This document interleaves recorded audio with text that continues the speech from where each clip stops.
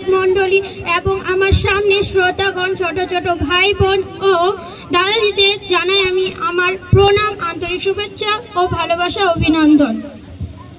আজকে আমরা ভারতবর্ষে দাঁড়িয়ে যে ভারতবর্ষ উন্নতির দিকে এগিয়ে চলেছে, সেই ভারতবর্ষে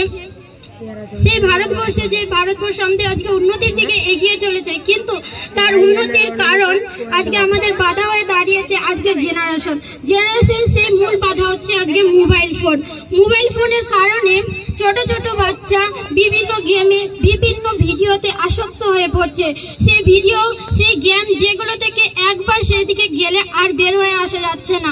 প্রথম বক্তা আমার বন্ধু বললেন যে মোবাইল শুধু আশীর্বাদের জন্যই বা অন্য কিছু পড়াশোনার ক্ষেত্রে কাজে লাগানো যায়, কিন্তু যখন সবকিছু যদি পড়াশোনা মোবাইল দিয়ে করা হয়, তাহলে আজকে এতগুলো স্কুল, এতগুলো কলেজ, এতগুলো টিউশন চলছেই বা কেন?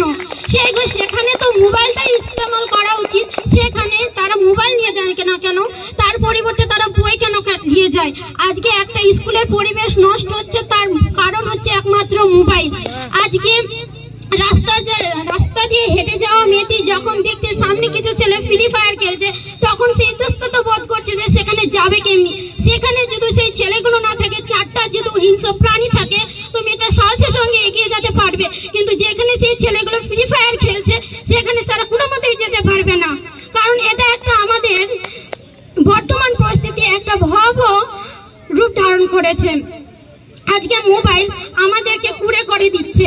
আজকে অনলাইন যেখান থেকে মানুষ সমস্ত রকম বাজার করছে বা নিজের প্রয়োজনীয় জিনিস নিচ্ছে, সেখানে মানুষ একটা দোকানদারের সঙ্গে কোনো জিনিস নিতে গেলে আপনার সামনে কিভাবে একটা দামাদামি করতে হবে, কিভাবে কথা বলতে হবে, সেই জিনিসটা ভুলে যাচ্ছে। আজকে মানুষ চিঠি লেখার দক্ষতা হারিয়ে দিয়েছে। মানুষ আজকে গীতা পড়তে ভুলে গেছে, মানুষ আজকে কোরআন পড়তে ভুলে গেছে, মানুষ আজকে লাইব্রেরি যেতে ভুলে গেছে। মানুষ দেখতে পাচ্ছে না এখন লাইব্রেরিতে সেই দরজা, যে দরজা দিয়ে মানুষ ঢুকে বিভিন্ন জগৎ দেখতে পাত একটি বইয়ের মাধ্যমে। সেখানে মোবাইল দিয়ে মাত্র যে জিনিসটা, কোনো কিছু দরকার হলে যে জিনিসটা আমরা মোবাইলে মিনিটের মধ্যে পেতে পারি, কিন্তু সেই জায়গায় আমরা জিনিসটা পাচ্ছি ঠিকই, কিন্তু মোবাইলে যতক্ষণ আমরা সেই জিনিসটা খুঁজতে সময় দিচ্ছি, তার থেকেও ডবল সময় লাগছে সেই মোবাইল থেকে বের হয়ে আসতে। আজকে একটা ছেলেকে কুড়ে করে দিচ্ছে, একটা মেয়েকে কুড়ে করে দিচ্ছে, কারণ হচ্ছে মোবাইল।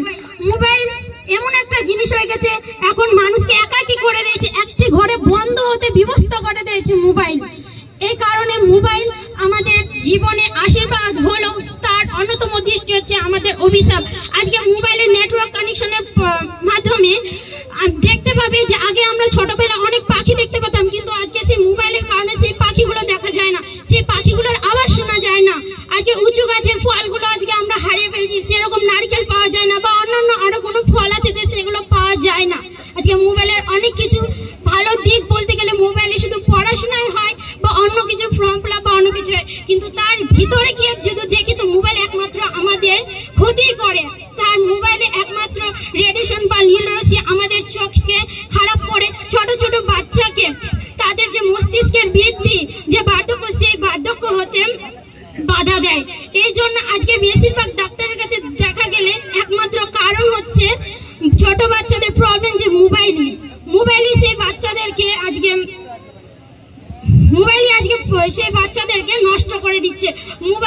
মোবাইলের পড়াশোনার কারণ হলো অন্যতম কারণ হচ্ছে তার মানে বিশাল ক্ষতি। আমরা সেটা ভাবে দেখছি না, কারণ মোবাইলে আমরা এতটাই নেশাগ্রস্ত হয়ে পড়েছি যে মোবাইলের ভালো দিকটা ছাড়া আমরা খারাপ দিকটা